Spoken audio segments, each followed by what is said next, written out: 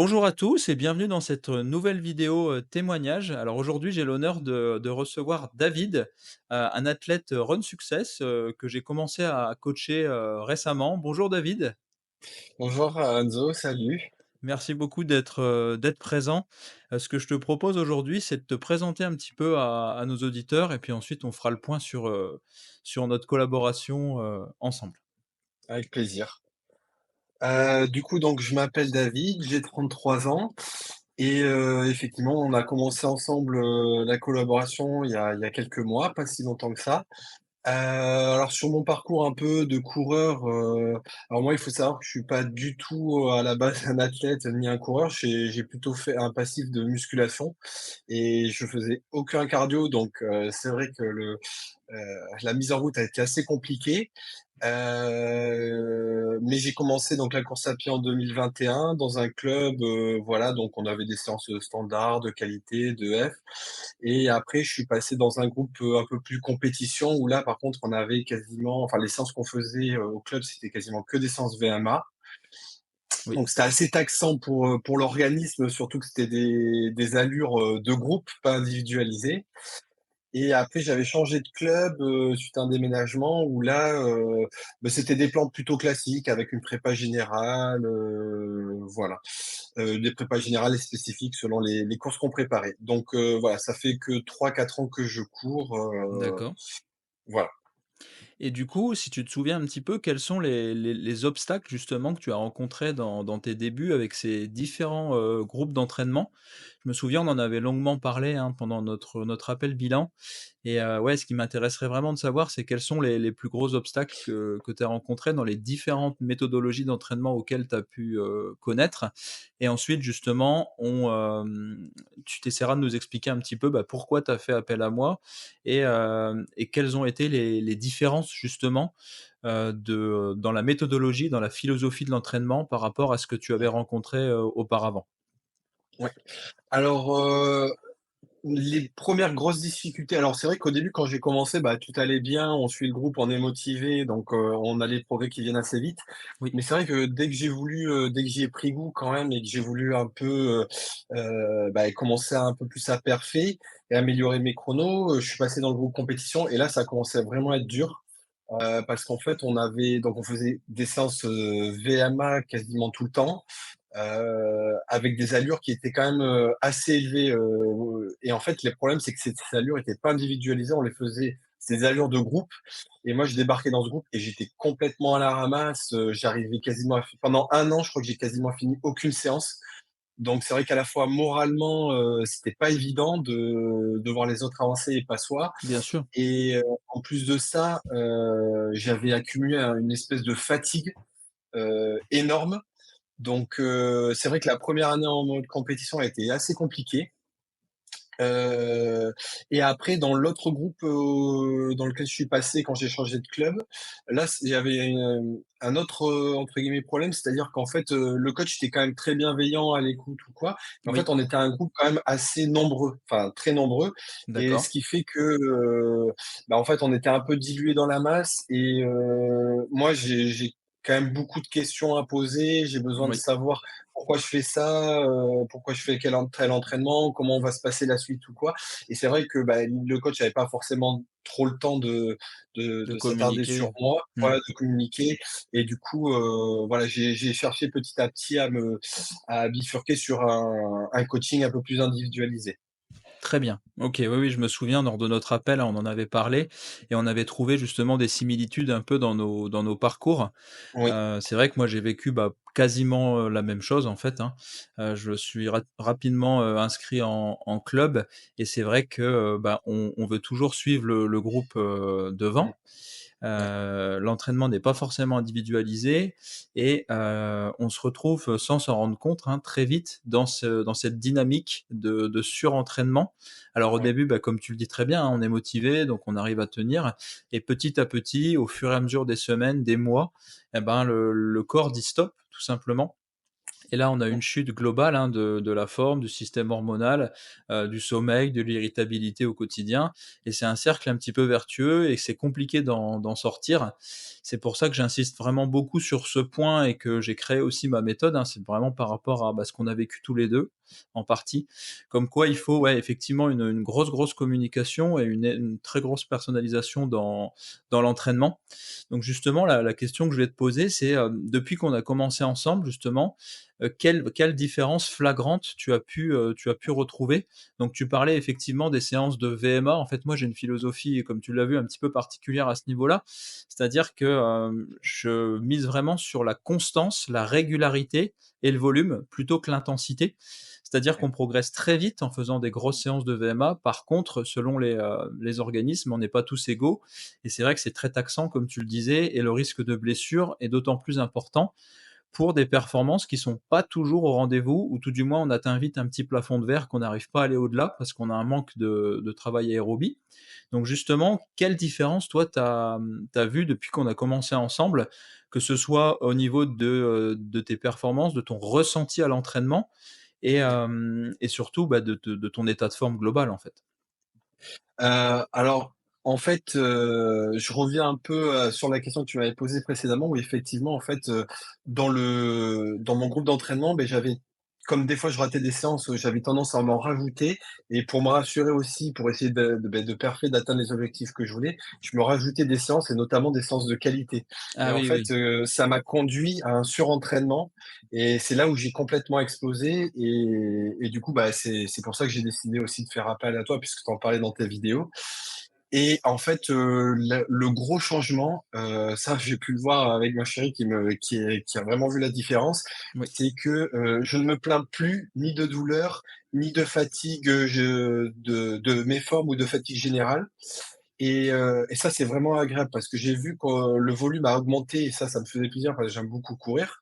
Donc en fait, j'ai pu augmenter le volume, faire quand même de la qualité et donc petit à petit, là où je commençais à être un peu dégoûté de la course à pied, mais j'ai repris de plaisir, j'ai repris goût et au bout de 1 mois et demi, 2 mois et beh, je vois que ma forme, même si elle n'est pas au pic que j'ai connu à un moment donné, elle revient vraiment de manière très progressive et très encourageante et c'est surtout le goût pour la course à pied qui est complètement revenu et c'est vrai que là, chaque séance, en fait, je suis presque frustré de l'avoir fini. Je voudrais en faire, un peu plus à chaque fois ou il me tarde la séance suivante parce que, ouais, j'ai vraiment repris goût à la course et tout ça sans fatigue générale, sans douleur, donc c'est vraiment enfin voilà, là, je profite 100 d'un programme de course à pied, en fait. Mmh. Oui, oui, bah, comme je t'expliquais justement, bah, on est en plein dedans, hein. C'est vraiment ma philosophie, c'est-à-dire monter en charge vraiment progressivement, faire monter la forme et toujours avoir l'impression de pouvoir faire une ou 2 répétitions de plus. C'est vraiment ça qu'il faut garder à l'esprit et c'est comme ça qu'on dure dans le temps et qu'on garde cette envie, cette motivation et qu'on arrive surtout à en faire plus. Parce que si à chaque fois on est sur la corde raide en termes d'intensité, on peut pas rajouter de volume, en fait. Donc l'idée, c'est de plus de capitaliser, là-dessus, en tout cas avec un profil comme le tien, puisque avec tes expériences, passées, on a vu que c'était pas forcément la solution d'aller te bourrer de séances VMA. Surtout que c'est vrai que tu l'as pas dit, mais c'est la question qui arrive, surtout que tu prépares un marathon. Oui, Et donc c'est vrai que pour le marathonien, comme je l'expliquais, les séances bah, d'ailleurs on est en plein dedans là, on attaque le cycle VMA. Donc on a fait ensemble, pour vous rappeler un petit peu, aux auditeurs, ce qu'on a fait, on a commencé ensemble avec David par un cycle de préparation générale, où on a capitalisé vraiment sur le volume aérobie autour du seuil, la plupart du temps sur les séances de qualité avec un tout petit peu d'intervalle rapide, mais pas trop, on va dire aux alentours de ton allure plus ou moins, 10 km, hein, 10 c'est ça? kilomètres, ouais, Grosso c'est ça. modo, sur des intervalles assez courts, juste pour dire garder une aisance biomécanique. Et à côté de ça, on a mis en place un travail de renforcement musculaire, en force plus ou moins, donc avec un travail de squat, de soulevé de terre, de hip thrust, qui vont vraiment aider à se faire les bases, en fait, les bases musculaires suffisantes pour encaisser le marathon et ensuite être capable de mettre un petit peu plus d'intensité. Donc on a fait un cycle qui a duré, bah, quasiment, 1 10 mois et demi, 2 ouais, c'est mois, ça, ouais, mois et 2 demi, 2 mois, ouais. mois et là, on attaque un petit cycle, c'est ce que je fais souvent parce que j'aime bien quand même faire un petit rappel de vitesse. On attaque un petit cycle VMA, Mais une fois que les bases sont bonnes, une fois que la forme est là, on va mettre un petit peu de VMA, mais toujours avec les formes et en progressivité. On va faire ça entre 4 et 6 semaines avant vraiment d'être très, très spécifique sur le marathon. Donc en fait, ma philosophie, c'est de travailler vraiment toutes les qualités générales du coureur assez loin du marathon et ensuite ajouter une véritable spécificité, dans les dernières semaines avant l'événement. Oui, et si je peux ajouter un petit complément, c'est vrai que tu as, ce qui était aussi appréciable, c'est que tu as su assez vite trouver mes points faibles et Oui, notamment, voilà, l'endurance sur les au niveau des jambes, voilà, où c'est ce qui pêchait à chaque fois dans mes courses et c'est vrai que le travail de musculation en force max, et de course après la musculation, oui, donc sur la fatigue, transférabilité immédiate. ça m'a énormément aidé à supporter des volumes assez importants hebdomadaires comme là où je vais finir à peu près à 100 kilomètres sur la semaine. Oui, oui, oui, bah, tu fais bien de le souligner. En fait, c'est vraiment quelque chose, moi, que j'ai mis en place aussi. Bah, c'est assez récent, hein, ça va faire 1 an et demi que j'ai mis ça en place sur moi-même et c'est vrai que j'ai vu une grosse différence, hein, donc vraiment être capable, en fait, de travailler en force, de casser de la fibre et tout de suite derrière, d'être capable de courir. Alors, au début, en endurance fondamentale comme on l'a fait et par la suite, être capable de maintenir une allure marathon sur des intervalles compris, on va dire, entre 2 et 5 kilomètres après de la musculation et là, vraiment, effectivement, on génère des adaptations, vraiment intéressantes qui vont permettre de tenir le choc musculairement. Puisque le marathon, on en a parlé, mais il est vraiment il y a vous avez deux facteurs limitants. C'est vraiment le côté énergétique avec la nutrition, à l'effort, ça on le sait tous, hein, et le côté musculaire. Et très souvent, c'est le côté musculaire qui flanche, hein. Donc c'est l'un ou l'autre et c'est vrai que ça, il faut vraiment le travailler. Donc on a commencé aussi justement ensemble à aborder la problématique de la nutrition et du travail musculaire. Donc ça, je pense que ça va vraiment aider et tout ça pour dire que vous avez beau avoir une super VMA, si vous travaillez pas ces 2 facteurs-là, donc l'économie de course, la capacité de résistance musculaire et puis le côté énergétique, bah, forcément ça va coincer, quoi. Donc du coup, là, bah, justement, j'aimerais bien que tu nous présentes un petit peu, bah, les progrès peut-être que tu as ressentis. Donc là, tu parlais peut-être une aisance un peu plus, musculaire, mais vraiment concrètement sur le terrain, comment tu te sens aujourd'hui par rapport à avant? Disons qu'en fait, à chaque fois déjà, quelque chose d'assez simple, c'est à chaque fois que je commence une séance, je suis en pleine forme, c'est quand je suis un peu dans le dur, c'est parce que peut-être j'ai mal dormi ou la semaine a été un peu compliquée, mais sinon, c'est Oui, jamais, la séance de la veille qui m'a fatigué. Parce que justement, quand on a une séance assez, intense, le lendemain, c'est généralement assez cool, oui, avec soit un footing, vraiment tranquille ou une séance vélo. Donc ça, c'est assez bien, la charge est assez bien répartie. Donc ouais, concrètement, je suis toujours en pleine forme, sur les séances. Comme on disait, au niveau musculaire, des jambes, je subis plus les courses. Je peux courir, 15-20 kilomètres d'affilée et des fois même pas m'en rendre compte en termes de musculaire. C'est juste le cardio qui monte un peu. Donc ça, c'est bien. Et là, effectivement, on commence à monter sur des volumes assez intéressants, pas loin des 100 kilomètres, alors qu'on est qu'en prépa générale. oui, Et pourtant, ouais, voilà, je vois le cardio qui sur le footing d'endurance fondamentale qui continue de baisser. Enfin, je vois comment dire? Tous les curseurs qui sont dans le vert et ça, c'est vraiment bien et en fait, effectivement, je sens que petit à petit, je retrouve mon état de forme, presque optimal et ça fait du bien, surtout quand on vient de entraînement ou même faire un footing de 5-6 kilomètres, ça devient compliqué et là non, là j'arrive à comment dire? À encaisser tout ça et surtout avec l'accompagnement aussi nutrition qui a toujours été un peu difficile pour moi puisque enfin, dans la muscu, la nutrition elle est complètement différente de oui, dans un oui, sport oui, on est d'endurance. vraiment aux antipodes, on en a beaucoup parlé, oui. Voilà. Et ça, tu m'as beaucoup conseillé là-dessus, tu m'as incité à manger beaucoup plus, alors que moi j'avais tendance à Oui, me restreindre et du coup, c'est vrai que la forme en général enfin, du coup, tu m'as donné des conseils sur la nutrition avant et pendant l'entraînement et aussi autour de l'entraînement dans la journée oui. et c'est vrai que l'état de forme général, il s'améliore petit à petit. Donc voilà. En fait, la course devient de entre guillemets «de plus en plus simple» même si les séances, sont de plus en plus dures. Oui, oui, oui. Oui, c'est vrai que tu fais bien d'en parler. Bah, on en a parlé la dernière fois, je me souviens, hein, lors de notre Oui, appel, tu m'expliquais justement que ton gros facteur d'amélioration était vraiment du côté de nutrition, au quotidien, en fait. ouais, Et c'est vrai qu'on se rend compte, hein, que pour le marathonien, donc j'insiste vraiment sur ce point parce que je pense que tu es pas le seul dans ce cas-là et moi-même j'ai fait, cette erreur pendant plusieurs années. En fait, on a toujours peur de prendre du poids, les coureurs, et du coup, on installe un déficit calorique chronique, donc même léger, mais toute l'année. Ce qui fait qu'on a toujours un petit voile de fatigue et on n'optimise pas notre récupération, ce qui nous permet pas d'être à 100 sur chaque séance. Donc si j'ai bien un conseil à vous donner, hein, sur des personnes qui courent des volumes, bah, voilà, entre 90 et 100 kilomètres, clairement, vous allez pas prendre de poids avec la dépense calorique que vous avez. Donc c'est vraiment important, de recharger les batteries avec des aliments, complets à indice glycémique bas. Donc ça peut être du riz, des pommes de terre, des patates douces, du quinoa, mais vraiment en bonne quantité pour assurer, des stocks de glycogène pleins vraiment toute l'année. C'est vraiment super important. Bien sûr, quand vous faites une pause, bah, vous essayez de diminuer un petit peu votre alimentation, mais c'est vrai qu'en période de préparation marathon, la quantité va vraiment primer, et même bien comme on le disait, hein, même souvent même sur la qualité. Je dis pas que c'est un exemple, hein, mais il y a beaucoup de champions, bah, qui ont pas forcément des choix alimentaires pertinents pour le commun des mortels, hein, pour les personnes faisant par exemple du fitness et ça les empêche pas de vraiment, vraiment progresser parce qu'ils consomment tellement de calories, hein. On est sur des semaines à 200-250 kilomètres, donc forcément, bah, il y a des barres chocolatées, il y a des sodas, il y a tout ça, hein, pour atteindre des calories et même eux ne les atteignent pas en fait, hein. On parle de parfois de pour certains athlètes, notamment d'ultra, de 4-5 000 calories jour, donc ce qui est quand même monstrueux et quasiment impossible à consommer avec des aliments de qualité.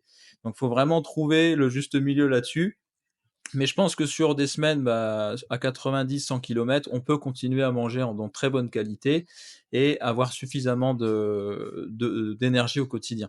Donc ça, je pense que, tu l'as mis en place et ça va vraiment t'aider pour la suite. Eh ben, écoute, maintenant, moi, ce que je te propose, c'est justement, si tu pouvais citer un petit peu les points forts de la méthode Run Success par rapport à ce que tu as vécu avant. Donc que ce soit dans, en fait, dans l'accompagnement, le suivi, l'accompagnement humain, l'adaptabilité et puis surtout, bah, le la philosophie de l'entraînement. Qu'est-ce que tu pourrais dire par rapport à ça, selon ce que tu as vécu avant? Alors, c'est vrai qu'il y a plusieurs choses qui sautent un peu aux yeux. Déjà, c'est, l'individualisation du programme et de la méthode de travail, où là, effectivement, donc étant passé sur, 2 clubs, j'ai pu voir, la différence où là, on a un programme qui est 100 individualisé à, ses capacités, son emploi du temps et même la forme du moment. C'est effectivement, là où on voit que c'est vraiment très individualisé, c'est que quand j'avais des séances où j'ai un peu explosé parce qu'il y avait trop de fatigue, à chaque fois on discutait beaucoup pour essayer de savoir si c'était la charge qui était trop importante ou moi qui étais fatigué Exactement. et par exemple, si la charge était trop importante, on faisait une petite semaine d'assimilation. Donc en Oui, fait, à chaque fois, on retombait sur nos pattes et on a eu énormément à chaque fois, moi je trouve qu'en tout cas, on a beaucoup communiqué, oui, oui, oui, oui. il y a des échanges quotidiens où je te fais ne serait-ce que sur le retour de la séance, même quand c'est des séances à 6,30 au kill où vraiment il y a rien à dire, bah, je te le dis et voilà donc on garde toujours un contact et effectivement il y a énormément d'échanges, ça permet de créer un lien de confiance Oui, et on voit vraiment qu'on travaille en équipe et ça vraiment enfin, ça change d'un club où tu peux être 10, 15, 20 ou voire plus, dans un groupe et forcément, bah, le coach a moins le temps de s'attarder sur toi et voilà. Donc ça, l'individualisation, les échanges avec le coach, c'est important. Effectivement, quand on prépare une course aussi, ce qui va être intéressant, c'est que tu fais tout le plan en fonction de cette course-là et aussi des objectifs de temps. Donc oui. ça va être, enfin voilà, on sent vraiment on comprend vraiment le pourquoi on travaille et pourquoi on fait ces séances-là et si jamais on comprend pas, on peut te demander et tu réponds toujours, donc ça, c'est vraiment bien.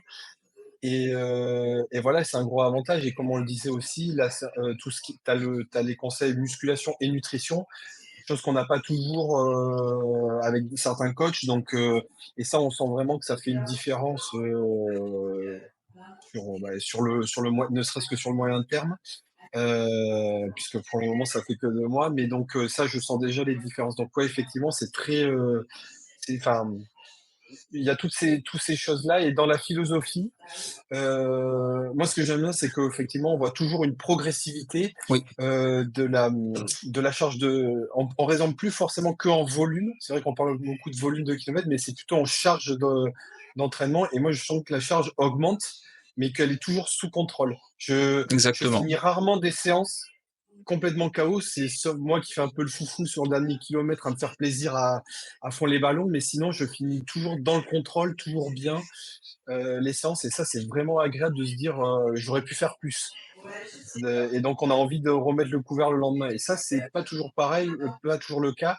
Par exemple, dans d'autres, quand j'avais un groupe, un peu compétition, axé très VMA, où là, en fait, c'était le contraire. Je savais que j'allais pas finir la séance et j'avais beau me dépenser, me donner à fond les ballons, je savais que la séance, je la finirais pas et je la finissais jamais et donc là, la confiance, elle se renverse un peu.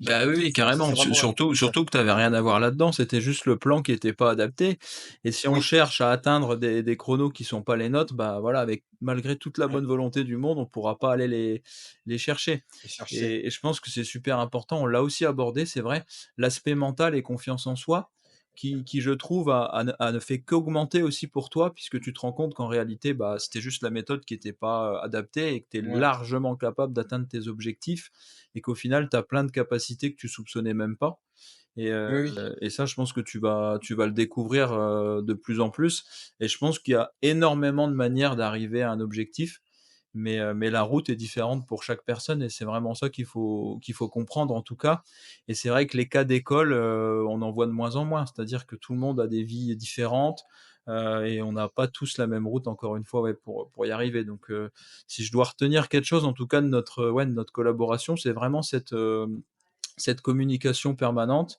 qui a fait que j'ai su, parce que c'est donnant-donnant, hein, c'est-à-dire que Mmh mh. même si moi je communique, des fois, bah, les personnes communiquent pas forcément. Et c'est vrai qu'avec toi, on est à 50-50, donc ça c'est intéressant. Et ça me permet tout de suite de rebondir, comme tu le disais très bien, sur ton état de forme et de tout de suite en fait réagir. Et ça c'est vraiment Mmh mh. important. Et comme on en avait discuté, bah, tiens, la semaine d'affûtage, on va peut-être la prendre après 3 semaines ou après 4 ou après 5, selon comment tu te sens tout Ouais. simplement. Et ce qu'il faut bien comprendre, une dernière chose aussi, tu parlais de charge d'entraînement, ce qui est très juste parce qu'en fait, le volume ne veut rien dire. Et comme j'expliquais, moi, dans mes débuts, je me blessais à 60 kilomètres parce qu'en fait, on avait 2 à 3 séances de VMA dans la semaine. Et aujourd'hui, bah, pareil, un 100, 110, 120, 130, bah, je me blesse plus parce que forcément, il y a la répartition de l'intensité est beaucoup plus contrôlée. Et avant d'arriver à 130 kilomètres, on a beaucoup d'étapes et ça peut Mmh. être parfois assez long. Et donc c'est vraiment ça qu'il faut comprendre, ouais, patience, personnalisation et puis, communication, quoi. Mmh. Exactement. Bah, merci beaucoup pour ce super témoignage. J'ai une dernière petite question à te poser justement. Qu'est-ce que tu pourrais dire à une personne qui nous écoute et qui hésiterait à se lancer avec moi? Quels conseils tu pourrais lui donner? Alors moi, je dirais que si la personne, a envie déjà de retrouver du plaisir ou même, ne serait-ce que d'avoir beaucoup de plaisir en courant, en ayant, confiance en quelqu'un, en étant accompagné, sur tous les aspects, de la course à pied et peut-être même plus, on a parlé de l'aspect mental, l'aspect Oui, nutrition, musculation, de pas hésiter parce que c'est vraiment un accompagnement où on sent qu'on peut vite avoir confiance, où on prend du plaisir sur les séances qui sont aussi, très variées. Ça, j'avais oublié de le dire, mais il y a beaucoup enfin, il y a des séances ludiques avec du progressif à la fin où on finit avec des accélérations. Enfin voilà, on prend vraiment beaucoup de plaisir à courir. On sent qu'on travaille bien, qu'on progresse, mais toujours dans le contrôle sans être dans le dur. Et c'est assez valorisant parce que on a quelqu'un qui est là pour nous accompagner, pour nous coacher, nous challenger. Et on n'est pas noyé dans la masse. Et ça peut, si on est sujet à des blessures ou à des méformes, ça peut être vraiment une opportunité pour se remettre bien et pour atteindre sereinement ses objectifs.